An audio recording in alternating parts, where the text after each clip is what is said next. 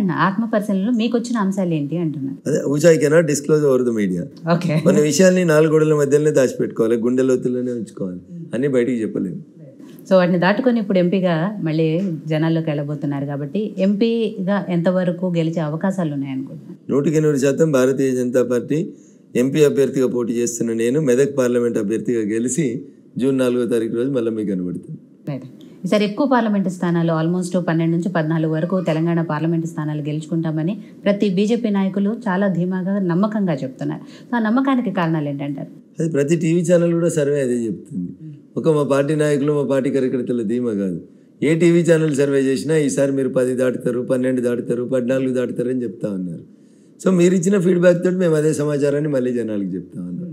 So it is a third party information. అది మాది మేము చెప్పుకుంటే గొప్ప అనుకుంటారు, కానీ బయట నుంచి వస్తున్నటువంటి ఫీడ్బ్యాక్ని మేము ప్రజల ముందు ఉంచుతూ ఉన్నాం. ఏమని చెప్తున్నారు బయట నుంచి వస్తున్న వాళ్ళు? ఈసారి రాములవారి గుడి కట్టింది కాబట్టి అందరు మోడీకి వేస్తామంటారు. ఏ పల్లెటూరుకు పోయినా చిన్న ముసలవాన్ని కదిలిచ్చినా ఈ దాపగా పువ్వు గుర్తుకు ఎత్తాం బిడ్డ అని చెప్తున్నారు. So that is a change. ఆ చేంజ్ అనేది మీరు అంటారు 10, 12 అని. నేను అంటున్నా 17కు 17 గెలిచినా మీరు ఆశ్చర్యపోవద్దు అని చెప్తా ఉన్నాను.